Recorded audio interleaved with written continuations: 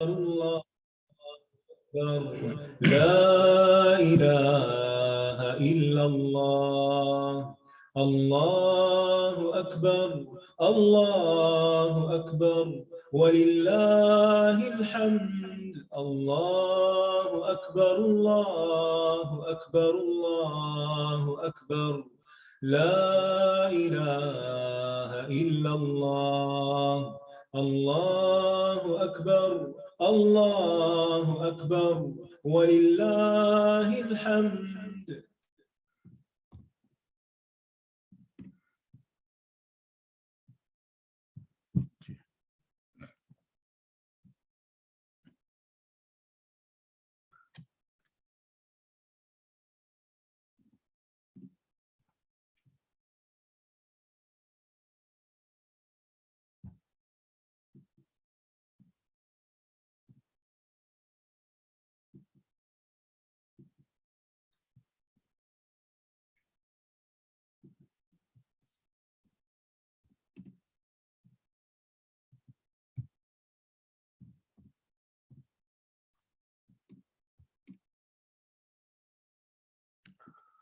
چلیے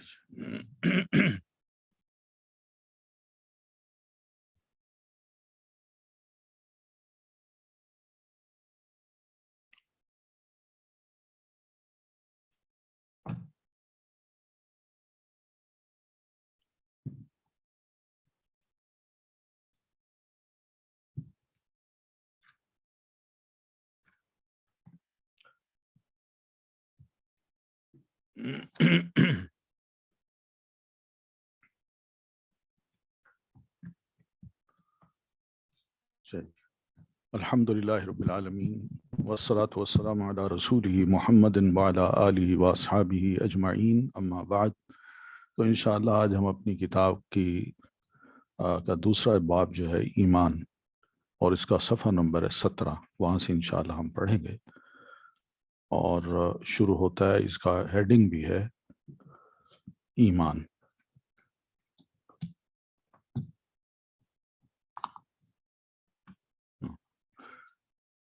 ایمان کا کیا مطلب ہے؟ میرا ایمان ہے،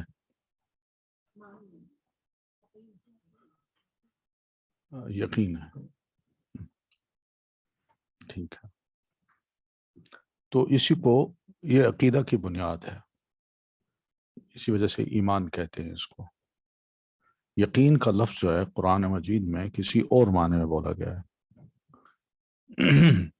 موت کے معنی میں بھی یہ یقین کا لفظ بولا گیا ہے، مگر ایمان کا جو لفظ ہے یہ یقین سے بالکل الگ تھلگ ہے. تو مطلب دیکھتے ہیں اس کو. تو ایمان اسلامی عقیدے کی بنیاد ایمان پر ہے. کوئی ایمان عقیدے کے بغیر اور کوئی عقیدہ ایمان کے بغیر مکمل نہیں ہوتا. یعنی عقیدہ غلط بھی ہونا تب بھی اس پر اس کا ایمان ہوتا. کہتا میرا ایمان ہے، اور ایمان اگر صحیح ہے تو پھر وہ کہتا ہے میرا ایمان ہے، اس کا عقیدہ بھی صحیح ہوتا ہے، چل جاتا ہے.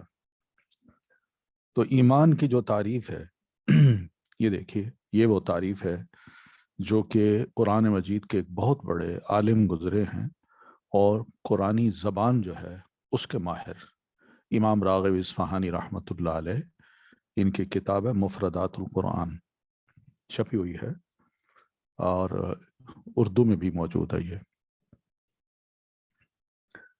وہ لکھتے ہیں کہ الایمان هو التصدیق الذی معه امن. یہ ایمان کی تعریف ہے. ایمان وہ تصدیق ہے جس کے ساتھ امن اور اطمینان ہو. یعنی انسان تصدیق دل سے کرتا ہے کسی چیز کی کہ یہ سچی چیز ہے، میرا دل اس کو سچ مانتا ہے. لیکن یہ سچائی ایسی ہو، یہ قبولیت ایسی ہو کہ جس میں دل کے اندر اور انسان کی اپنی ذات میں کوئی امن بھی نظر آئے اور اطمینان بھی نظر آئے. تو یہ امن و اطمینان جو ہے یہ بڑا ضروری ہے ایمان کے ساتھ. تو یہ تعریف ہے هو التصدیق الذی معه امن. بس یہ معنی کیجئے گا، اس کا یقین معنی نہیں ہے، ٹھیک ہے نا؟ یقین کسی اور چیز پر بھی ہو سکتا ہے، لیکن یقین ایک کیفیت ہے جو ایمان سے کم تر ہے، اور ایمان وہ ہے کہ یقین میں تو انسان مذبذب بھی ہو سکتا ہے کہ پتہ نہیں یہ بات درست بھی ہے، غلط ہے، کیا نہیں، لیکن ایمان میں یہ ہے کہ انسان کا دل اس کی سچائی کو تسلیم کر رہا ہے، وہاں کوئی جھول نہیں ہے۔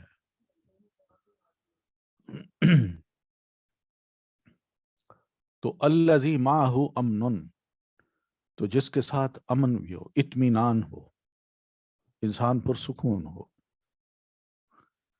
اور حدیث جبریل سے ایمان کی وضاحت یہ بھی ہوتی ہے کہ انہوں نے سوال کیا تھا عن ابی ہریرہ قال کان رسول اللہ صلی اللہ علیہ وسلم یوما بارزا للناس فأتاه رجل فقال یا رسول اللہ مل ایمان قال ان تؤمن باللہ وملائکته وکتابه ولقائه ورسله وتؤمن بالبعث الآخر۔ سیدنا ابو ہریرہ رضی اللہ تعالیٰ عنہ سے روایت ہے، وہ کہتے ہیں کہ اللہ کے رسول صلی اللہ علیہ وسلم ایک بار لوگوں کے سامنے موجود تھے، بارز کہتے ہیں ظاہر تھے، واضح تھے۔ فَأَتَاهُ رَجُلٌ، تو ایک شخص آپ کے پاس آیا انسانی شیپ میں، وہ تھے جبریل علیہ السلام۔ فقالت، انہوں نے آ کے عرض کی یا رسول اللہ، اللہ کے رسول، مل ایمان ہو، ایمان کیا ہوتا ہے؟ یہ دیکھیے، یہ ایمان کی تعریف ہے۔ اب یہ ایمان کی تعریف جو ہے نا، یہ کوئی کیا کہتے ہیں کہ عربی لغت کا جو ماہر ہے وہ نہیں بتا رہا، یہ وہ بتا رہے ہیں ایمان کی تعریف جو اللہ کے رسول ہیں۔ انہوں نے آ کے سوال کیا جبریل علیہ السلام نے، اور نبی علیہ السلام نے اس کی وضاحت فرمائی کہ ایمان یہ ہے کہ ان تؤمن باللہ، کہ تم ایمان لاؤ اللہ پر، وملائکتی، اور اس کے فرشتوں پر، اور وہ کتابی، اور اس کی کتاب پر، ولقائہ، اور اس کی ملاقات پر۔ لقاء کا مطلب یعنی مرنے کے بعد میں نے اس کو حساب کتاب کے لیے ملنا ہے، ورسلہ، اور اس کے رسولوں پر، وتؤمن، اور تم ایمان لے آؤ، بالبعث الآخری، آخری بعث پر، یعنی موت کے بعد زندگی بعث انسان ختم نہیں ہو جاتا، بلکہ موت تو ایک مرحلہ ہے، اس مرحلے کے بعد دوبارہ اللہ تعالیٰ نے زندہ کرنا ہے اور وہ روز قیامت ہوگا، تو اس پر بھی میرا ایمان ہونا چاہیے۔ تو یہ صحیح مسلم کی حدیث ہے۔ دیکھیے ایمان ایمان ایمان کی جو بات ہے یہاں پہ وہ یہی ہے کہ دل سے انسان اس بات کو سچا سمجھے، دل اس کا تصدیق کرے اور اس کو اطمینان حاصل ہو، تو یہ ہے اصل تعریف۔ پھر یہ ایمان جو ہے نا محض زبان سے نہیں ہوتا یا دل سے نہیں ہوتا، بلکہ قول و عمل کا بھی نام ہے، قول و عمل کا بھی نام ہے، یعنی ایمان بھی ہو اور ایمان کے ساتھ قول اور عمل بھی ہو، یہ تینوں چیزیں مکسڈ آپس میں ملی ہوئی ہوں، بیک وقت موجود ہوں، تو اس کو ایمان کہتے ہیں۔ اور یہ اس وجہ سے کہ جس میں اطاعت اور معصیت کے اعتبار سے کمی بیشی ہوتی رہتی ہے، پتہ چلتا ہے کہ کون اللہ کا فرما بردار ہے، کون رسول اللہ صلی اللہ علیہ وسلم کا فرما بردار ہے، اور کون نافرمانی کر رہا ہے، کون ثواب کما رہا ہے اور کون گناہ کر رہا ہے۔ یہ سب ایمان کے اس مفہوم میں داخل ہے کہ اگر ایمان کا مطلب صرف اگر یہ لیں کہ دل کی تصدیق مگر زبان سے اس کا اظہار نہ ہو اور انسان اپنے وجود سے اس پر عمل نہ کرے، تو یہ ایمان اندر ہی بس ہے، لیکن جب بندہ اس کا ظاہری یعنی ظاہری طور پر اس کو شو نہیں کرتا، تو یہ پھر پتہ نہیں چلتا بندہ مطیع ہے، فرما بردار ہے، گناہ گار ہے، کون ہے، کیا نہیں۔ اسی لیے علماء نے ایمان کی یہ تعریف کی ہے کہ الایمان اقرار باللسان و تصدیق بالقلب و عمل بالارکان، کہ ایمان کس چیز کا نام ہے؟ زبان کے اقرار کا نام، یعنی میں نے اگر کسی چیز کو دل سے سچا تسلیم کیا تو میرا دل اس وقت تک یہ مطمئن نہیں ہو سکتا جب تک کہ میں اس کا زبان سے اظہار نہ کروں، اور اس وقت تک بھی مطمئن نہیں ہو سکتا جب تک کہ میں اسی سچائی کے مطابق عمل نہ کروں، تب جا کے وہ ایمان مکمل ہوتا ہے۔ تو یہی وہ چیز ہے، اقرار باللسان، زبان سے اقرار کا نام ہے ایمان، و تصدیق بالقلب، اور دل سے اس کی سچائی کو تسلیم کرنا ہے، و عمل بالارکان، اور ارکان رکن کی جمع ہے، ارکان کہتے ہیں کناروں کو، یعنی انسان کے یہ جو کنارے ہیں نا، باڈی کے ہاتھ ہیں، سر ہے، پاؤں ہیں، تو انہی کو حرکت دیتا ہے تو کچھ عمل ہوتا ہے، تو عمل بالارکان، اور جوارح کے عمل کا نام ہے۔ تو یہ تینوں چیزیں ہیں تو ٹھیک ہے۔ آپ نے صحیح بخاری اگر پڑھی ہوئی ہے تو آپ اس کو دیکھیے، صحیح بخاری کو، تو اس میں امام بخاری رحمۃ اللہ علیہ نے کتاب الایمان میں شروع میں ہی صرف ایمان کا ذکر نہیں کیا، بلکہ یہ بھی کہا کہ عمل کرنا بھی ایمان ہے، ان کے دلائل دیا انہوں نے۔ مثلا پہلے پارے میں ہی اللہ تعالیٰ، دوسرے پارے میں ہی اللہ تعالیٰ نے تحویل قبلہ کی جہاں بات فرمائی تھی، تو وہاں یہ سوال کیا گیا تھا کہ جن لوگوں نے بیت المقدس کی طرف رخ کر کے نمازیں پڑھی ہیں، اب تبدیل ہو گیا ہے، تو ان نمازوں کا کیا بنا؟ اور جو اس دوران پڑھتے پڑھتے فوت ہو گئے ہیں، تو ان کی نمازوں کا کیا بنے گا؟ تو اللہ تعالیٰ نے فرمایا تھا ان اللہ لا یضیع ایمانکم، کہ اللہ تعالیٰ تمہارے ایمان کو ضائع نہیں کرے گا۔ اب یہ ایمان کیا ہے؟ یہ عمل ہے، نمازیں ہیں۔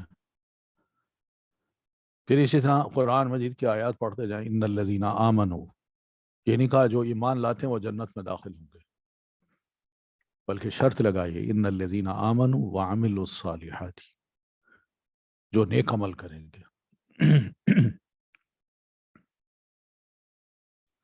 کیونکہ اس کے بغیر نا، زبان کے اظہار کے بغیر اور عمل کے بغیر، اس ایمان میں کوئی تھوڑی سی ایسی کیفیت پیدا ہو جاتی ہے جس کو اللہ ہی بہتر جانتا ہے۔ جیسے قرآن مجید کے پہلے شروع میں ہی اللہ تعالیٰ فرماتے ہیں وَمِنَ النَّاسِ مَن يَقُولُ آمَنَّا بِاللَّهِ وَبِالْيَوْمِ الْآخِرِ، یہ تک کہتے ہیں، لیکن اللہ کیا فرماتے ہیں وَمَا هُمْ بِمُؤْمِنِينَ۔ تو یہ تو نفاق کی ایک علامت ہے کہ انسان دل سے کچھ ہو اور عمل کچھ کرے، یا دل سے کچھ ہو اور عمل جو ہیں بے شک ویسے ہوں مگر زبان سے اس کا اظہار ہی نہ کرے۔ تو یہ سب چیزیں قرآن مجید میں اللہ تعالیٰ نے جو بیان کی ہیں، نبی علیہ الصلوۃ والتسلیم نے بھی بیان ہی انہی چیزوں کو بیان کیا ہے۔ اس لیے بڑی اہم چیز ہے، ایمان کا مطلب صرف تصدیق بالقلب یا یقین کا نام ہے، یہ ایمان نہیں ہے۔ ایمان اس چیز کا نام ہے کہ اقرار باللسان و تصدیق بالقلب و عمل بالارکان۔ اب یہ ایک مثال دے رہی ہیں کہ ایک بھٹکا ہوا مسافر جسے آپ نے منزل کا راستہ بخوبی سمجھا دیا ہو، اور وہ بظاہر آپ کی بات مان کر یقین کا اظہار کر بھی دے، لیکن آپ کی بتائی ہوئی سمت یعنی داہنے ہاتھ کی بجائے بائیں سمت چلنے لگے، تو یہ سمجھنا چاہیے کہ اسے رہنما کی بات پر پوری طرح یقین نہیں آیا۔ ٹھیک ہے نا، رسول اللہ صلی اللہ علیہ وسلم نے کلمہ تو پڑھا لیا، ایمان کی بات تو کر دی، ہم مانتے ہیں کہ آپ اللہ کے رسول ہیں، مگر جو آپ نے راستہ بتایا میں اس راستے کی بجائے الٹ راستہ چل پڑوں، تو اس کا کیا مطلب ہے؟ یعنی میرا یقین ہی نہیں ہے نبی علیہ الصلوۃ والتسلیم پر یا اس رہنما پر جو مجھے بتاتا ہے کہ اس راہ پہ جاؤ، میں تو اپنی راہ بنا رہا ہوں۔ تو وہ صرف پوچھ لینا کافی نہیں ہے، چل کے دکھانا بھی کافی ہوتا ہے۔ یہ نہ ہو کہ مجھے راستے کا پتہ چل گیا اور پھر اس کے بعد میں اپنا راستہ اختیار کر لوں۔ تو یہ سمجھنا چاہیے کہ اسے رہنما کی بات پر پوری طرح یقین نہیں آیا، اس کے معنی یہ ہوئے کہ اگر ایمان کامل ہو تو یقین آ جاتا ہے، جس کے آثار مومن کے عمل اور طرز و روش سے ظاہر ہوتے ہیں، اور اگر ناقص ہو تو وہ الٹی سمت چلتا ہے اور دیگر خرابیاں نظر آ جاتی ہیں۔ اس لیے ایمان کو عمل سے جدا نہیں کیا جا سکتا۔ اس لیے کہ عمل ایمان کا نتیجہ اور ثمرہ ہے، بلکہ یہی وہ علامت ہے جس سے لوگوں کو کسی کے مومن ہونے کا علم ہوتا ہے۔ یہ بھی ایک حقیقت ہے، میں دل سے جتنا مومن بنوں، دوسرے کو کیسے پتا چلے کہ میں مومن ہوں؟ میرا عمل، میرا رویہ، یہ دوسروں کو پتا چلے گا کہ بھئی یہ شاید یہ اس لیے یہ نماز پڑھ رہا ہے یا وضو کے لیے وضو کر رہا ہے، اس نے نماز پڑھنی ہے، صرف یہ تو کافی نہیں ہے نا میں مومن ہوں۔ یہی وجہ ہے کہ اللہ تعالیٰ نے قرآن حکیم میں متعدد جگہ ایمان اور عمل صالح کو ساتھ ساتھ بیان کیا ہے۔ تو یہ تو ایک ایمان کی تعریف ہے۔ تو ایمان کو صرف اکیلا نہ لیجیے گا، اس سے یقین کا مطلب نہیں ہے، بلکہ اس کا مطلب وہی تین چیزیں ہیں: الایمان اقرار باللسان و تصدیق بالقلب و عمل بالارکان۔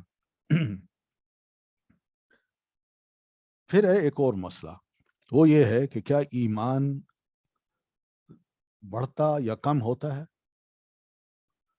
ہمارے ہاں کچھ علماء کا یہ نقطہ نظر ہے کہ ایمان گھٹنے بڑھنے کی چیز نہیں ہے، یہ دل میں جب یقین ایک بیٹھ گیا نا بس کافی ہے، اب اس میں کم ہونا یا زیادہ ہونا یہ مسئلہ نہیں ہے۔ وہ کہتے ہیں جس طرح ایک ریت خالی ریت ہو نا، تو اس میں پانی ڈال دیں آپ، تو پانی جس طرح ریت پانی کو جذب کر لیتی ہے، بس یہی چیز ہے۔ ایمان بھی، دل جو ہے نا وہ ایمان کو جذب کر لیتا ہے، اب اس کو یہ کہنا کہ اس میں بڑھا یا گھٹا ایسا مسئلہ نہیں۔ مگر ایک صحرائی آدمی کو اگر یہ مثال دی جائے نا تو وہ فوراً ہی جواب دے گا کہ بھائی وہ ریت پہ پانی پڑتا ہے تو ریت تو جذب کر لیتی ہے، مگر اس کی گرم ہوا، تیز ہوا، وہ چند لمحے میں ہی اس ریت کو خشک کر دیتی ہے۔ تو ارد گرد کا جو عمل ہے اس نے تو پانی اڑا دیا۔ تو یہ سمجھنا کہ بھئی کافی ہے، اسی طرح یہ بات درست نہیں ہے۔ تو اس لیے یہ بات زیادہ درست ہے، اور قرآن مجید کی آیات ہیں کہ اللہ تعالیٰ خود فرماتے ہیں کہ ایمان گھٹتا بھی ہے بڑھتا بھی ہے۔ تو یہ ایسے مسئلے کھڑے کر دیے گئے بعض لوگوں نے جو ہماری تاریخ میں مختلف ذہنوں کے لوگ آئے ہیں، مختلف سوچیں تھیں ان کی، انہوں نے خام خواہ ایسے مسئلے کھڑے کر دیے۔ اگر قرآن مجید پر ایمان ہوتا اور اللہ کے رسول صلی اللہ علیہ وسلم پر ایمان ہوتا نا، تو اس طرح کی اپنی عقلی باتیں یا تعویلیں کرنے کی ان کو ضرورت نہ پڑتی، مگر لوگوں نے کی ہیں، اور ایمان کو بڑے عجیب و غریب طریقے سے لوگوں کو بنا کے پیش کیا ہے، جبکہ قرآن مجید کی آیات بالکل واضح ہیں۔ دیکھتے ہیں ہم علماء سلف کا یہ نظریہ کہ بندہ مومن کے ایمان میں حالات و واقعات کی وجہ سے کمی و بیشی ہوتی رہتی ہے، اور اسی مناسبت سے عمل میں بھی، اور یہی وہ مسلک ہے جس کی تائید قرآن مجید سے ہوتی ہے۔ یعنی ایمان جو بندہ مومن کا ایمان ہے، جیسے حالات بنتے ہیں، واقعات ہوتے ہیں، اس کا ایمان گھٹتا بڑھتا رہتا ہے، اور بھی ایسی بات ہی کہ اسی مناسبت سے عمل میں بھی کمی یا زیادتی آتی رہتی ہے۔ یہ ہوتا ہے اکثر و بیشتر، یعنی آپ اچھی صحبت میں بیٹھیں تو اس کا اثر ہوتا ہے، اور بری صحبت میں انسان بیٹھے تو اس کا اثر برا ہوتا ہے۔ تو یہ تو حقیقت ہے، اس کو تو دنیا ساری مانتی ہے۔ تو اسی وجہ سے ہم یہی دیکھتے ہیں کہ قرآن مجید میں اللہ تعالیٰ فرماتے ہیں وَإِذَا تُلِيَتْ عَلَيْهِمْ آيَاتُهُ زَادَتْهُمْ ایمانا، جب ان پر اللہ کی آیات، یعنی اس اللہ کے قرآن کی آیات کی تلاوت کی جاتی ہے تو ان کا ایمان بڑھ جاتا ہے۔ یعنی تلاوت سے پہلے ان کا ایمان جیسا تھا، لیکن جو ہی بندہ ایسی آیات سنتا ہے تو بندہ حیران ہوتا ہے، اتنا اس کا دل اس کو سچا مانتا ہے کہ واقعی جو اللہ تعالیٰ فرما رہے ہیں وہی کچھ تو میرے ساتھ ہو رہا ہے، میرے دل کے ساتھ ہو رہا ہے، اور ان اعمال کے نتیجے میں جو کچھ میں نے دیکھا وہ بھی یہی کچھ ہو رہا ہے، تو بندے کا ایمان بڑھ جاتا ہے۔ فَأَمَّا الَّذِينَ آمَنُوا فَزَادَتْهُمْ ایمانا، تو ایمان والے جو ہیں تو ہر نازل ہونے والی صورت ان کے ایمان میں اضافہ کر دیتی ہے۔ یہ بھی ہے کہ انہیں کوئی شک نہیں ہوتا، انہیں ان کا دل تصدیق کر رہا ہوتا ہے کہ واقعی یہ جو کچھ ہے اللہ تعالیٰ نے جو فرمایا بالکل سچ فرمایا۔ اب یہ کیفیت کوئی ایمان کے آپ دیکھیں نا، میدان جنگ میں صحابی رسول کھجور ہاتھ میں لے کے وہ کھانا چاہتے ہیں کہ اللہ کے رسول سے پوچھتے ہیں کہ اللہ کے رسول اگر میں لڑتے لڑتے شہید ہو جاؤں تو میں کہاں جاؤں گا؟ آپ فرمایا جنت میں۔ یہ ایمان اب ان کا دیکھ کیا کرتا ہے، وہ کہتے ہیں یہ کیا ہے، کھجور کھا رہے ہو، جنت تو کھجور سے بھی زیادہ نزدیک ہے، اس میں بڑا وقت لگ جائے گا، پھینکو اس کو۔ پھینکا، لڑے، شہید ہو گئے۔ اور اللہ کے رسول صلی اللہ علیہ وسلم نے اس کی تصدیق کی کہ یہ ہے ایمان، یہ ہے اصل چیز، کہ اللہ تعالیٰ کی بات اور اللہ کے رسول کی بات کو اس طرح قبول کرنا کہ واقعی جو آپ فرما رہے ہیں سچ ہے، اور اس پر اگر جان بھی چلی جاتی ہے تو کوئی حرج نہیں۔ پھر اسی طرح اللہ تعالیٰ فرماتے ہیں وَمَا زَادَهُمْ إِلَّا إِيمَانًا وَتَسْلِيمًا۔ اس واقعہ نے ان کے ایمان اور ان کی سپردگی کو اور زیادہ بڑھا دیا۔ کون سا واقعہ ہے؟ ام المومنین سیدہ عائشہ رضی اللہ تعالیٰ عنہ پر۔ تو یہ جو واقعہ تھا تو اہل ایمان کا جو ایمان تھا وہ اور بڑھ گیا، کیونکہ یہ خیر نکلی ہے اس سے۔ وہ یہی کہتے تھے کہ خاندان ابی بکر جو ہے، ان کے ہاں کوئی بھی مسئلہ کھڑا ہوتا ہے اللہ تعالیٰ اس میں کوئی نہ کوئی ضرور خیر اتار دیتا اور پوری امت کے لیے اتار دیتا۔ تو جو ہی یہ واقعہ ہوا وہ گھبرائے نہیں، بلکہ ان کا ایمان بڑھا اور تسلیم، یعنی اپنے آپ کو سپرد کرتے تھے کہ بس اللہ جو تو کہے گا ہم اور زیادہ ایسے کریں گے۔ تو بہرحال ایمان میں کمی بیشی ہوتی رہتی ہے، انسان تجربہ کر کے بھی دیکھ لینا تو اس کو اندازہ ہو جاتا ہے۔ اس لیے ایمان کے بچاؤ کے لیے کبھی کبھی انسان علیحدگی میں بیٹھ کے یا اہل ایمان کے ساتھ بیٹھ کے اپنا ذاتی محاسبہ اگر کر لیا کرے تو زیادہ اچھا ہوتا ہے، کیونکہ اکیلے میں رہ کے بھی ایمان جو ہے نا وہ کمزور ہوتا رہتا ہے۔ اس لیے صحابہ کرام اکثر و بیشتر ایک دوسرے کو کہا کرتے تھے، بڑی مصروفیات ہوتی تھی، غم ہوتے تھے، فکر ہوتے تھے، تو ایک دوسرے کو کہا کرتے تعال نجلس نؤمن ساعۃ، آؤ ذرا تھوڑی دیر بیٹھ جائیں اور ہم تھوڑی دیر کے لیے ایمان لائیں، یعنی اپنے ایمان پر ذرا تھوڑا سا سوچیں، کیا ہمارا ایمان ویسا ہی ہے یا کمزور ہو چکا ہے؟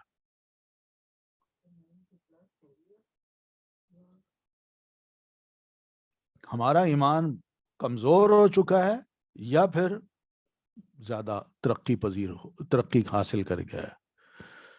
تو جب بیٹھتے تھے ایک دوسرے کو آیات سناتے تھے، ایک دوسرے کو واقعات سناتے تھے، یا نبی علیہ السلام کے کوئی ارشادات کو تازہ کر لیا کرتے تھے، آیات کو تازہ کر لیا کرتے تھے، تو جب اٹھتے تھے تو ان کے اندر ایمان پرجوش ہوتا تھا۔ یہ ان کی مجلسیں ہوتی تھیں، اور جب کبھی بھی تھوڑی سی چیز محسوس کی کہ ایمان متحرک نہیں ہے، جذبہ جوش ذرا کم ہو رہا ہے، تو دوسرے کو دعوت دیتے آؤ ذرا بیٹھ جائیں، پھر تیار ہو جاتے تھے۔ ورنہ ہم انسان ہیں، ہمارے اوپر جو حالات اور واقعات کا اثر ہوتا ہے تو اس میں بہت سی چیزیں ایسی ہیں جو بندے کو بالکل دور لے جاتی ہیں۔ آج کل کے جو حالات ہیں ہمارے، اس میں یہی چیز تو ہے، ہمارے پاس دین کی معلومات بہت کم آتی ہیں، اور اس کے مقابلے میں جو دنیاوی معلومات ہیں، خرافات کی، غلط چیزوں کی، وہ اتنی زیادہ آ رہی ہیں، اتنے اٹیک ہو رہے ہیں کہ بہت سی چیزیں بھول جاتے ہیں ہم ایسی حالت میں، عمل کرنا بھی بھول جاتے ہیں۔ تو ایمان کا انسانی زندگی پر اثر بھی ہوتا ہے۔ ایمان کسی تقلیدی عقیدے کا نام نہیں ہے۔ تقلیدی سے مراد یہ ہے کہ میرے فادر، دادا، پردادا، یہ ان کا ایمان تھا تو میرا بھی وہی ایمان ہے، ایسا مسئلہ نہیں ہے، کیونکہ ایمان کا تعلق اقرار باللسان و تصدیق بالقلب و عمل بالارکان سے ہے۔ تو اس لیے ایمان ایک زندہ شعور کا نام ہے، ایک ایسا جیتا جاگتا تصور یا عقیدہ اور ایمان جو ہر وقت تر و تازہ رہے، زندہ رہے۔ آدمی جب اللہ کو اس کی تمام صفات کمال کے ساتھ مانے اور اس کی تمام باتوں پر کامل یقین کر کے اس کی تصدیق کرے اور اللہ کے فیصلوں پر پوری طرح راضی اور مطمئن ہو جائے تو یہی ایمان ہے. دیکھیں نا قرآن مجید میں اللہ فرماتے ہیں ان الذین یخشون ربهم بالغیب. یہ کیسا ایمان ہے؟ الذین یؤمنون بالغیب، کیسا ایمان ہے؟ تو اس ایمان کا بڑا اجر ہے کہ جب جانتے ہیں کہ بھائی میں اکیلا ہوں، اللہ تو مجھے دیکھ رہا ہے، اللہ جانتا ہے میں جو کچھ کر رہا ہوں. لہو معقبات، اللہ تعالیٰ نے ہمارے آگے پیچھے دائیں بائیں فرشتے مقرر کیے ہوئے ہیں. تو میں اپنے آپ کو کس طرح آزاد سمجھتا ہوں؟ زمین کی ہر شے زمین تک میری گواہی دینے والی ہے، دائیں بائیں اوپر نیچے سامنے کوئی بھی ہو، میرے حتیٰ کہ جسم کے اعضاء یہ تک گواہی دینے والے ہیں. تو یہ سب چیزیں جو نا جب ایمان بندے کا ایسا ہو تو انسانی زندگی پر اس کا بڑا اثر پڑتا ہے. پھر بندہ ذرا سوچ سمجھ کے قدم بھی اٹھاتا ہے، بولتا بھی ہے اور صحیح کام کرتا ہے. ان ایمانیات کو ماننے کی ایک صورت یہ ہے کہ ان کو تقلید آبا کے طور پر مانا جائے، مگر اس قسم کا تقلیدی ایمان اللہ تعالیٰ کو مطلوب نہیں ہے. کیونکہ ایسا ہوتا ہے ہم اکثر و بیشتر کہتے ہیں جی ہم اپنے آبا و اجداد کو ماننے والے ہیں. مسئلہ یہ ہے کہ یہ دنیا کے اعتبار سے تو ہم بڑے سیانے ہیں، لیکن جو جہاں تک آ گئی دین کی بات تو وہاں کہتے ہیں جی ہمارے آبا و اجداد جو ہے نا وہ جیسی جو ان کا مذہب تھا ویسے ہمارا. لیکن دنیا کے معاملے میں ہم سیانے ہیں کیونکہ وہ رہتے تھے کچے مکانوں میں، وہ پیدل چلتے تھے، وہ ایک وقت کی روٹی کھا کے بھی الحمدللہ کہتے تھے. مگر آج نہ وہ طریقہ کار ہے ہمارا، دنیا بدل گئی ہے لیکن جو خیالات ہیں وہ کہتے ہیں کہ ہمارے آبا و اجداد والے ہوں. آپ نے بدلنا ہے تو پھر پوری طرح بدلیے. تو تقلید آبا کے طور پر مانا جائے اگر اس ایمان کو، تو اس قسم کا تقلیدی ایمان اللہ تعالیٰ کو مطلوب نہیں ہے. اس کی مثال کسی کے ہاتھ میں چھنگلیا کی یہ جو انگلی چھوٹی انگلی ہے اس کی سی ہے. چھنگلیا بظاہر انگلی کی مانند ہوتی ہے، وہ ہاتھ کے ایک طرف بیکار ہاں یہ چھنگلیا الگ چیز ہے. چھٹی انگلی جو ہوتی ہے یعنی الگ سے کوئی انگلی نکل آئے، سوری. تو بظاہر انگلی کی مانند ہوتی ہے، وہ ہاتھ کے ایک طرف بیکار لٹکی رہتی ہے، اس کا کوئی کام نہیں ہوتا. بس یہی ہے تقلیدی ایمان، بس اسی طرح کا ہے، بیکار سا ہے. حقیقی ایمان ایک شعوری سفر کا نام ہے کہ آدمی نہ دکھائی دینے والے اللہ کو دیکھ لے، وہ غیب میں چھپی ہوئی حقیقت کا مشاہدہ کر لے. اس اعتبار سے یہ کہنا صحیح ہوگا کہ ایمان ایک ڈسکوری ہے. جو چیز زندگی میں بطور ڈسکوری کے داخل ہو، اس کا داخل ہونا ایک انقلاب ہوتا ہے.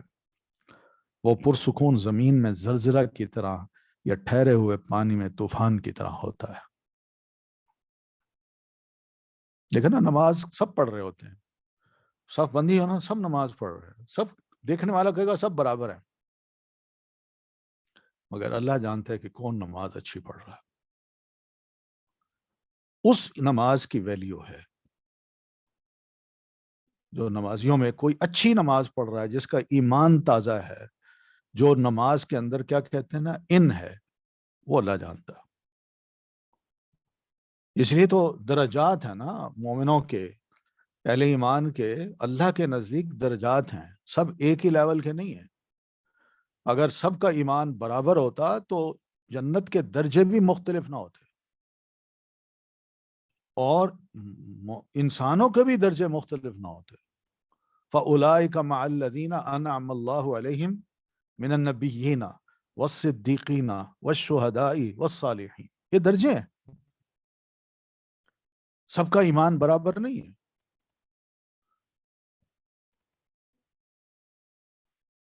جی مما عملوا وَلِكُلٍّ دَرَجَاتٍ مما عملوا. یہ کتنی اچھی آیت ہے، اس سے پتہ چل رہا ہے. تو بہرحال یہ اس طرح دیکھیے، ایسا ایمان آدمی کی سوچ کو بدل دیتا ہے، اس کے مزاج کو بدل دیتا ہے. وہ اس کی سرگرمیوں کے رخ کو پھیر کر دوسری طرف کر دیتا ہے۔ اس کے بعد آدمی کے اندر ایک نئی شخصیت ابھر آتی ہے، اس کے اندر سے ایک نیا انسان ظہور کرتا ہے، اپنے قول اور عمل دونوں کے اعتبار سے وہ ایک نیا انسان بن جاتا ہے۔ اس کی وضاحت قرآن مجید میں بیان کردہ کچھ مثالوں سے ہوتی ہے۔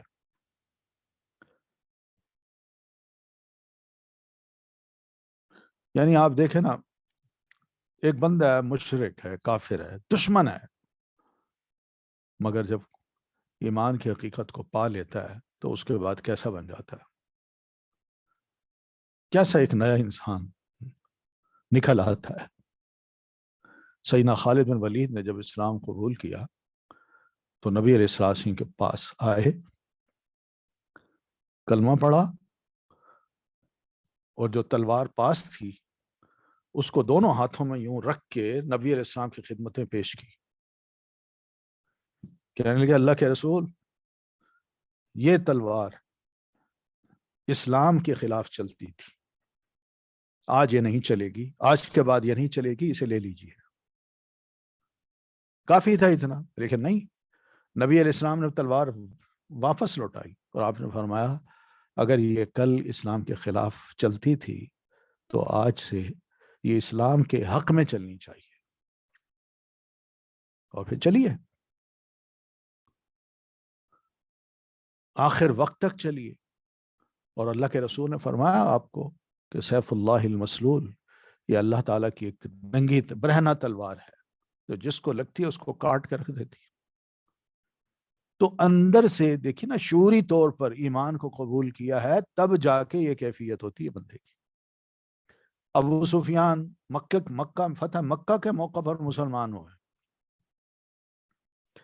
اور ابھی معاملات کو سدھارا جا رہا ہے تو آپ کو پتہ چلا کہ حوازن کے قبیلے کے لوگ پوری فوج لے کے مکہ پہ چڑھائی کرنا چاہتے ہیں۔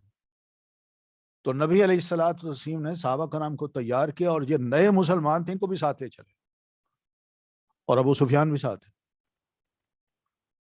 چند دن ہوئے مسلمان ہوئے، اور ان دنوں میں انہوں نے دیکھا بھی ہے کہ کیسی عبرتناک شکست ہم نے کھائی ہے ماضی میں، ہر جنگ میں، اور مکہ میں داخل ہو بھی گئے اور ہمیں پتہ نہیں چلا، یہ بھی کم شکست نہیں تھی۔ لیکن اسلام قبول کیا، جنگ میں گئے، وہاں پہ حوازن کے لوگ جو تھے وہ بالکل جھاڑیوں میں چھپ کے چاروں طرف بیٹھ گئے، اور مسلمانوں کی فوج جب بیچ میں آئی تو چاروں طرف سے انہوں نے تیروں کی بوچھاڑ کر دی، اور سب صحابہ تتر بتر ہو گئے۔ فوج جو منظم تھی وہ تتر بتر ہو گئے، اور اس موقع پہ نبی علیہ الصلوۃ والتسلیم کو جو بچانے والے تھے، حفاظت کرنے والے، ان میں ابو سفیان بھی تھے۔ اب بتائیے چند دن پہلے وہ کیا تھے، اور ایمان کو اگر قبول کیا ہے تو اب ان کے ایمان کی کیفیت کیا ہے، ورنہ بہترین موقع تھا ان کے لیے۔ تو یہ چیز ہے کہ اندر سے ایسا انقلاب آ جائے کہ بندہ محسوس کرے کہ واقعی یہ میں نے تبدیلی سوچ سمجھ کے قبول کی ہے، یہ آبائی نہیں ہے۔ اگر آبائی ہوتی تو وہ اسی وقت بدل چکے ہوتے۔ تو یہ وہ چیزیں ہیں جس کو ہم ان صحابہ کرام کی لائف میں بھی دیکھ سکتے ہیں، مگر قرآن مجید کی کچھ نئی مثالیں دیکھتے ہیں۔ ایمان نیا انسان بناتا ہے۔ ایک مثال موسیٰ علیہ الصلوۃ والتسلیم کے زمانہ میں مصر کے جادوگروں کی ہے۔ جادوگروں کا یہ حال اظہار حقیقت سے پہلے تھا۔ کیا تھا؟ پڑھا ہے نا آپ نے کہ ما جزاء، کیا ہے ما جزاء ان کننا نحن الغالبین، اگر ہم غالب آ گئے اس مقابلے میں تو آپ ہمیں کیا انعام دیں گے؟ تو اس نے کہا انکم لمن المقربین، کہ تم تو میرے بالکل مقرب بن جاؤ گے، تم میں بہت سے عہدے دوں گا، تمغے دوں گا، پیسے دوں گا، بہت کچھ دوں گا، تمہارا مقام بلند ہو جائے گا۔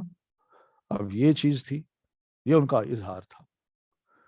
اس کے بعد جب کھلے میدان میں موسیٰ علیہ الصلوۃ والتسلیم سے مقابلہ کے بعد جادوگروں نے دیکھا کہ ان کے سانپوں کو موسیٰ علیہ السلام کے عصا نے نگل لیا ہے، تو جادوگروں پر کھل گیا کہ اتنا بڑا واقعہ اللہ کے پیغمبر ہی کے ذریعے ہو سکتا ہے، کیونکہ وہ جانتے تھے کہ جادو کس چیز کو کہتے ہیں، اور جب سیدنا موسیٰ علیہ السلام نے جب اپنا عصا پھینکا ہے تو جادوگروں کی جو بھی ان کا جو علم ہوتا ہے یا جو ان کی حرکتیں ہوتی ہیں، جو آوازیں ہوتی ہیں، ان میں سے کوئی چیز بھی انہوں نے سیدنا موسیٰ علیہ السلام میں نہیں دیکھی تھی، کہ الے پہ نہیں جانتے یہ جادو کی. یہ اصل چیز تھی جو انہوں نے دیکھی، یہ ان پر کھلا ہے عقدہ کہ یہ اصل چیز ہے. تو سمجھ گئے کہ یہ واقعہ جو ہے یہ اللہ کے پیغمبر کے ذریعے ہی ظاہر ہو سکتا ہے. چنانچہ جادوگر اسی وقت فقعوا لہ ساجدین، اللہ کے حضور سجدے میں گر گئے اور بول پڑے آمنا برب العالمین، ہم رب العالمین پر ایمان لائے. دیکھا نا، ایک نیا انسان نکلا اب ان کے اندر سے، وہ جادوگر ختم. یہ فرعون کے لیے ذاتی شکست تھی. ظاہر ہے اتنا بڑا مجمع اکٹھا کیا ہوا ہے، جشن نوروز ہے، اور اس میں دنیا بھر سے لوگ بلا رکھے ہیں، ساری اس کی حکومت کی مشینری، کیبنٹس، پتہ نہیں کیا کیا آفیسر سب موجود ہیں، اور کیا کیا وعدے کر رکھے تھے اس نے. تو خود اس کی ذاتی شکست تھی. اس نے بگڑ کر کہا کہ میں تم کو سخت ترین سزا دوں گا، میں تمہارے ایک طرف کے ہاتھ اور دوسری طرف کے پاؤں کٹواؤں گا اور پھر تم کو سولی پر چڑھا دوں گا. اب یہ دھمکیاں کیا ایمان کو متزلزل کرتی ہیں؟ انہوں نے کہا، وہی سن کے کہا لا ضیر، کوئی مسئلہ نہیں، تم فقضی ما انت قاض، تو جو فیصلہ کرنا چاہتا ہے کر لے. زیادہ سے زیادہ اتنا ہوگا نا، انما تقضی هذه الحیات الدنیا، اس دنیا کی زندگی کا فیصلہ کر لو گا نا، ہم جیے ہیں تم مار دو گے، بس اتنی بات ہے. بس نظر کہاں ہے ان کی؟ اب دیکھیں ایمان ان کو کہاں لے گیا. اس لیے مفسرین یہ لکھتے ہیں کہ جب میدان میں آئے تھے تو دوپہر کا وقت تھا، کافر تھے، اور عصر سے پہلے پہلے وہ مومن بن کے جنت میں داخل ہو چکے تھے. تو اس مثال میں صاف طور پر یہ پتہ چلتا ہے کہ ایمان کے بعد آدمی کے اندر سے ایک نیا انسان ظہور کرتا ہے. وہی جادوگر جو چند لمحہ پہلے بادشاہ کی عظمت سے دبے ہوئے تھے اور اس کی خوشامد کر رہے تھے، ایمانی انقلاب کے بعد وہ فرعون کی سخت ترین سزا کی دھمکی سن کر بھی متاثر نہ ہوئے. شکل و صورت سے اگرچہ وہ پہلے ہی جیسے ایک انسان تھے، مگر اب ان کے اندر ایک نیا انسان پیدا ہو چکا تھا، ایک ایسا انسان جو صرف اللہ سے ڈرتا تھا، ایسا انسان جس کی نظر میں آخرت کے سوا ہر چیز بے وقت ہو چکی تھی. ذاق طعم الایمان من قال لا الہ الا اللہ. تو ایمان معرفت بھی ہے، پہچان ہے، ایک پہچاننا ہے صحیح معنوں میں اللہ کو اور غیبیات کو. یہ اصل چیز ہے. علم یہ ہے جو آپ کے سامنے ہوتا ہے، کتابوں سے آپ پڑھ دیں، اور پڑھنے کے بعد جو پہچان آپ کو حاصل ہوتی ہے وہ ایک ایسی چیز ہے جو آپ کی سمجھ، آپ کا دل اس کو بڑے اطمینان سے قبول بھی کرتا ہے اور پھر اس کی تصدیق بھی کرتا ہے. قرآن میں ایمان کو معرفت کہا گیا ہے، مما عرفوا من الحق. تو حق عرفو یعنی یہ پہچان ہے، معرفت ہے. اسی طرح حدیث میں ایمان کو علم کہا گیا ہے. ارشاد ہوا کہ جس شخص نے جان لیا کہ اللہ کے سوا کوئی الہ نہیں، وہ جنت میں داخل ہوگا. من علم انہ لا الہ الا اللہ دخل الجنہ. قرآن مجید میں یہ لفظ ہیں ایسے، آیت یاد ہے کسی کو؟ فَاعْلَمْ أَنَّهُ لَا إِلَهَ إِلَّا اللَّهُ. ٹھیک ہے نا؟ تو علماء یہ لکھتے ہیں کہ یہ علم، یہی توحید کا علم ہے، ایمان کا علم ہے. اور دوسرا معنی یہ بھی لکھتے ہیں کہ لا الہ الا اللہ کو جاننے کے لیے صرف کلمہ پڑھنا کافی نہیں ہے، اس کا علم ہونا بھی ضروری ہے. اسی کو معرفت کہتے ہیں. معرفت اور علم کسی چیز کو شعوری طور پر پانے کا نام ہے. جب آدمی کسی چیز کو شعوری طور پر پائے، وہ چیز آدمی کے پورے وجود میں سما جاتی ہے۔ اس قسم کے ایمان کا ایک واقعہ قرآن مجید میں 7ویں پارہ کے نجران کے علاقہ سے 10 عیسائیوں کا ایک وفد رسول اللہ صلی اللہ علیہ وسلم سے ملنے کے لیے مدینہ آیا۔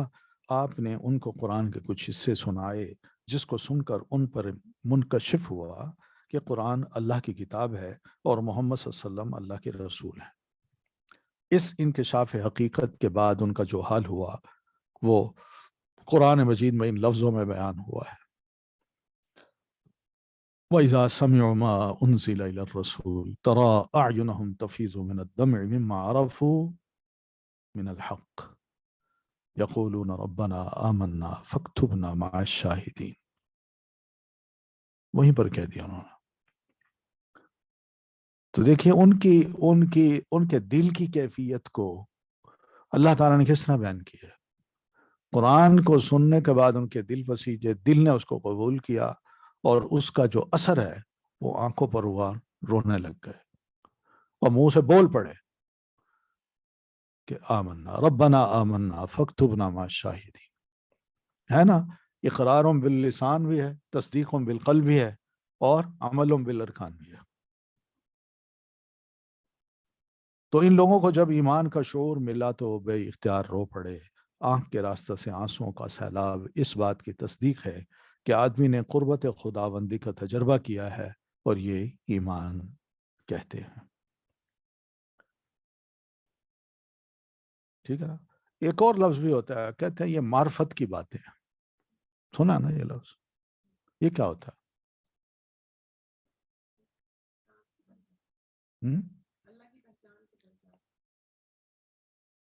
آپ یہی معنی سمجھتی ہیں؟ پہچان، معرفت کی باتیں۔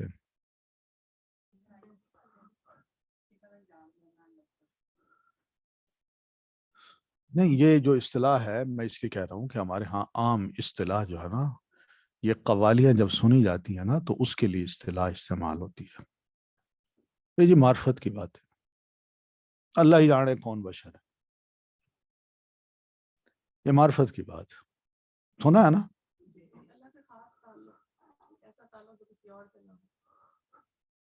نہیں، میں جو بات کر رہا ہوں وہ یہ معرفت کا معنی غلط ہے۔ ہم نے جو معرفت پڑھی ہے نا وہ معنی کچھ اور ہے۔ یہ شعوری علم کا نام ہے، شعوری پہچان کا نام ہے، اور وہ بھی ایمان کی پہچان کا۔ اس لیے آپ دیکھیں کہ جو قوالیاں ہیں، گانے ہیں، غزلیں ہیں، وہ بڑے بڑے اچھے بھلے لوگ اللہ کا نام بھی لیتے ہیں، عشق کا اظہار بھی کرتے ہیں اللہ کے رسول سے، مگر جب یہ باتیں سنتے ہیں تو کہتے ہیں یہ ڈائریکٹ اس کا معنی نہ لیجیے، بلکہ یہ معرفت کی باتیں ہیں۔ اس میں کیا ہے، کسی کے بالوں کا ذکر ہو رہا ہے، کسی کے آنکھوں کا ذکر ہو رہا ہے، کسی کے جسم کا ذکر ہو رہا ہے، کسی کے حسن کا ذکر ہو رہا ہے، کہتے ہیں یہ تو معرفت کی باتیں۔ تو یہ پتہ نہیں معرفت کہاں سے آئی ہے۔ ہمارا دین تو ان چیزوں سے منع کرتا ہے کہ آپ اپنے اندر حیا پیدا کریں، آنکھوں کو نیچے رکھیں، اور پھر اس طرح کی جو محفلیں ہیں ان میں مت بیٹھیں جہاں اریانی ہو، جہاں بے پردگی ہو۔ سب چیزیں سننے کے باوجود بھی بندہ اپنے آپ کو عارف باللہ بھی کہتا ہے، اور پھر اس کے ساتھ ساتھ یہ حرکتیں جو ساری ہو رہی ہوتی ہیں اس کو کہتے ہیں یار معرفت کا نام ہے۔ تو یہ سب چیزیں ذرا تھوڑا سا فرق محسوس کرنا آپ نے، کہ ہم جو چیزیں پڑھ رہے ہیں اپنے ایمان کو، اپنی ایمان کی پہچان کے لیے پڑھ رہے ہیں، اور یہ جو اصطلاحات ہیں دین کی اصطلاحات، ان اصطلاحات کو انہوں نے جو الٹا رنگ دے دیا ہے، اس کی تمیز کرنی ہے ہم نے، کہ ہمارے دین نے جو ٹرمز بولی ہیں اس کا معنی و مفہوم کیا ہے، اور یہ آج کل اس کو جو رنگ دے دیا گیا ہے تو اس کا معنی و مفہوم تو بالکل دین کے اگینسٹ ہے۔ یہ اصل چیز ہے۔ تو ایمان اللہ کا خوف پیدا کرتا ہے۔ مفسر ابن کثیر رحمۃ اللہ علیہ نے ایمان کی تشریح کرتے ہوئے بیان کیا ہے کہ الخشیت خلاصۃ الایمان، اللہ کا خوف ایمان کا خلاصہ ہے، بس۔ تو جیسے نبی علیہ السلام نے فرمایا تھا نا کہ قیامت کے روز جب کوئی عرش نہیں ہوگا، صرف اللہ کا کوئی سایہ نہیں ہوگا سوائے اللہ کے عرش کے سائے کے، تو اس کے نیچے 7 قسم کے خوش قسمت انسانوں کو اللہ نے سایہ دینا ہے۔ ان میں ایک وہ ہے کہ رجل ذکر اللہ خالیا ففاضت عیناہ، ایک اللہ کا بندہ بیٹھا ہے علیحدہ، وہ بیٹھے بیٹھے اللہ کو یاد کرتا ہے اور اپنے آپ کو بھی دیکھتا ہے کہ اللہ کی اتنی مہربانیاں مجھ پر اور میرے یہ کرتوت، میں اللہ کو کیا منہ دکھاؤں گا۔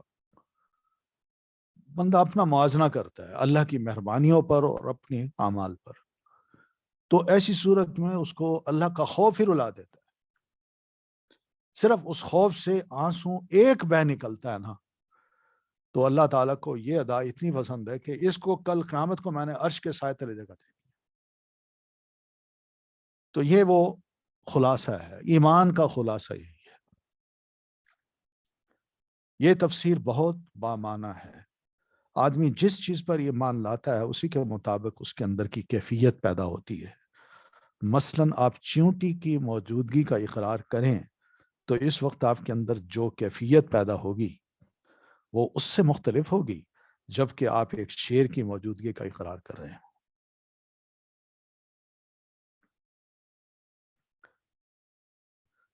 بہرحال دونوں میں بڑا فرق ہے۔ ایمان اگر زندہ ایمان ہو اور اللہ کی ذات پر یقین کے ہم مانا ہو تو ایسا ایمان آدمی کو لرزا دیتا ہے، اللہ کی ہیبت سے اس کا یہ حال ہوتا ہے کہ اس کی آواز پست ہو جاتی ہے، اس کی زندگی ایسی پابند زندگی بن جاتی ہے جیسے اللہ اس کے رات اور دن کا نگران ہو، یعنی اس طرح وہ پابند ہو جاتا ہے۔ جیسے حدیث میں آتا ہے نا کہ بندہ جب نفل پڑھتا ہے نا، نفل پڑھتے پڑھتے وہ میرے اتنے قریب آ جاتا ہے کہ میں اس کی زبان بن جاتا ہوں، میں اس کے ہاتھ بن جاتا ہوں، میں اس کے پاؤں بن جاتا ہوں، یعنی اس کی ہر ادا میں میری تعلیم ہی نظر آتی ہے، اس کی ہر ادا میں میرا خوف ہی نظر آتا ہے۔ تو یہ وہ چیز ہے ایمان کے زندہ ہونا۔ بعض مفسرین نے مومنین کی تعریف ان الفاظ میں کی ہے کہ وہ غیب پر اس طرح یقین رکھتے ہیں جس طرح وہ مشاہدہ پر یقین رکھتے ہیں، جیسے آنکھوں سے دیکھ رہے ہوں۔ یؤمنون بالغیب کما یؤمنون بالشہادت، یعنی جیسے کوئی حاضر چیز کو دیکھ رہے ہوں۔ گویا قیامت میں اللہ کو دیکھ کر لوگوں کا جو حال ہوگا وہ حال مومن کا بغیر دیکھے اسی دنیا میں ہو جاتا ہے۔ غیر مومن قیامت میں اللہ کو دیکھ کر ڈھہ پڑیں گے، مومن اسی آج کی دنیا میں اللہ کے سامنے ڈھہ پڑتا ہے۔ حقیقت یہ ہے کہ جو کچھ غیر مومن پر قیامت پہ گزرے گا وہ مومن پر اسی دنیا میں گزر جاتا ہے۔ اسی زلزلہ خیز تجربہ کا نام ایمان ہے۔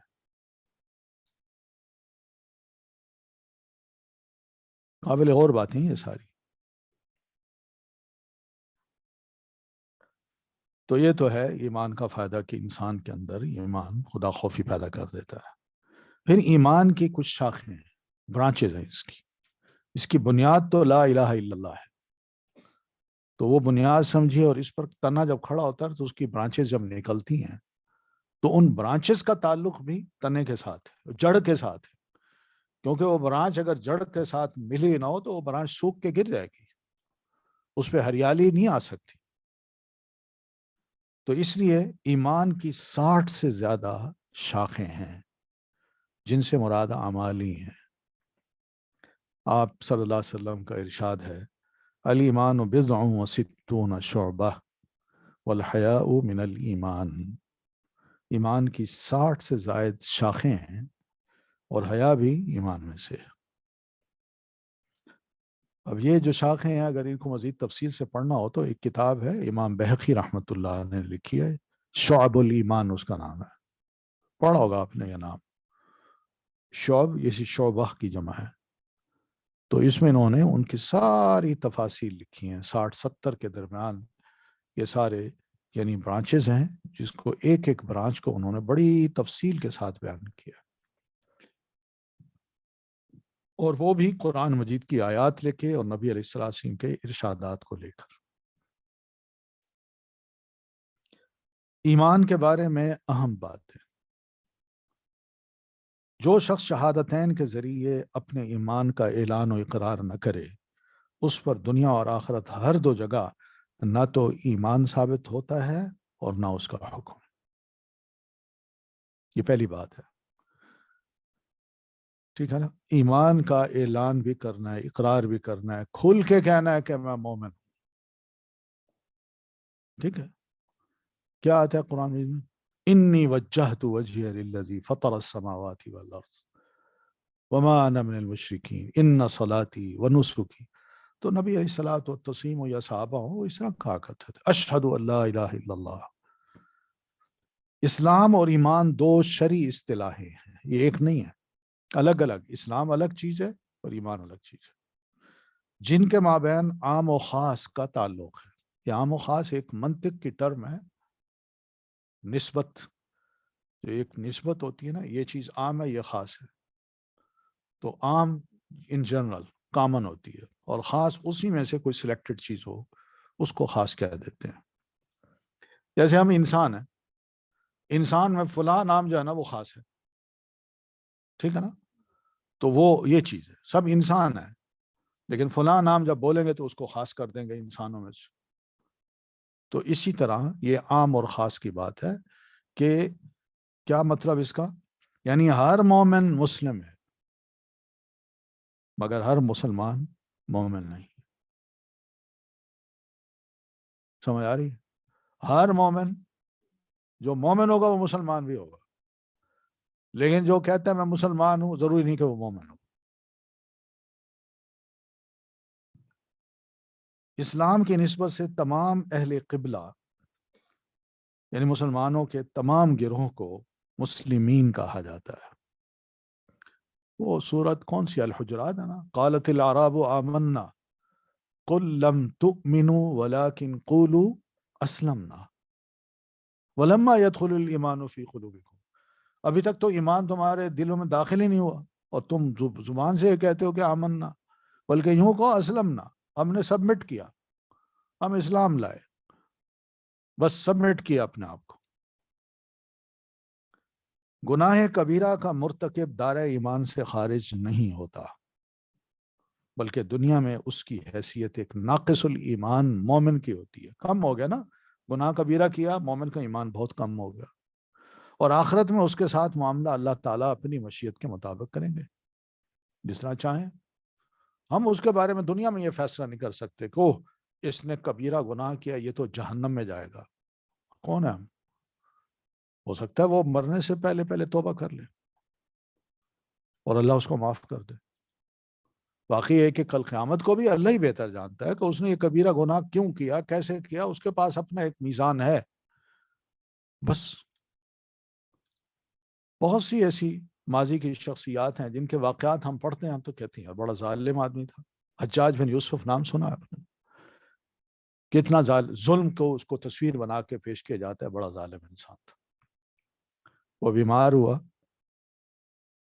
تو لوگ آ رہے ہیں عیادت کے لیے، اور بڑے بڑے علماء بھی آ رہے ہیں، اور آ کے اس کو کہتے ہیں تو نے یہ ظلم کیا ہے، یہ زیادتی کی ہے۔ صرف اس لیے کہتے ہیں کہ چلے مرنے سے پہلے پہلے اللہ کے ہاں روک کے معاف کروا لے اپنے آپ کو، لیکن اس کو یاد دلا رہے ہیں کیونکہ بندہ ایسے سوچتا ہے نا میں نے تو بڑی کامیاب حکومت کی ہے، اس کو ماضی شرمندہ نہیں کرتا۔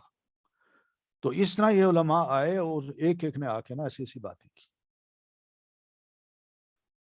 تو آخر میں ایک عالم تھے، امام سعید ابن مسیب تھے یا غالباً کوئی اور تھے، تو اس کے بارے میں ان کو بتایا گیا کہ وہ ملنے کے لیے آنا چاہتے ہیں۔